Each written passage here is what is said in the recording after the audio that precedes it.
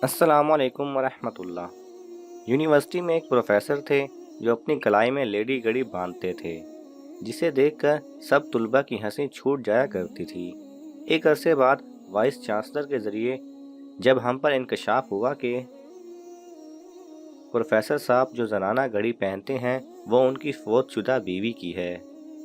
इस वाक़ये से सीखा कि कुछ दिल बिना बोले महबूब की रहलत के बाद भी अलम और दर्द महसूस करते हैं। इसी तरह एक कब्रिस्तान में 10 साला बच्चे को एक कब्र पर खड़ा कुछ कहते हुए सुना, जो कह रहा था, मम्मा उठो, मेरे साथ स्कूल चलो।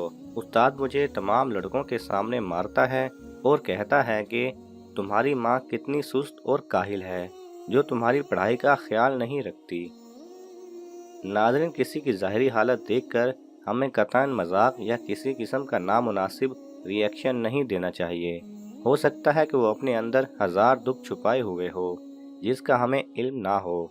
बोलने, सोचने और रिएक्शन देने से पहले अगले बंदे की फीलिंग्स का ख्याल रखिए। बिलाशुबा बाज़ बातें इंसान को कत्ल कर देती हैं। बदगुमानी बहुत से मामलात ख़राब करती है, लिहाजा इन बातों से खुद भी बचें और दूसरों को भी बचने की तलकीन करें। अगर आपको ये वीडियो पसंद आए तो इसे लाइक और शेयर कीजिए। किसी भी किस्म के सवाल और इजहार राय की खातिर कमेंट्स कीजिए और मज़ीद ऐसे दिलचस्प वीडियोस देखने के लिए हमारे चैनल को सब्सक्राइब करें और साथ में बने बेल आइकन पर लाजमी क्लिक करें।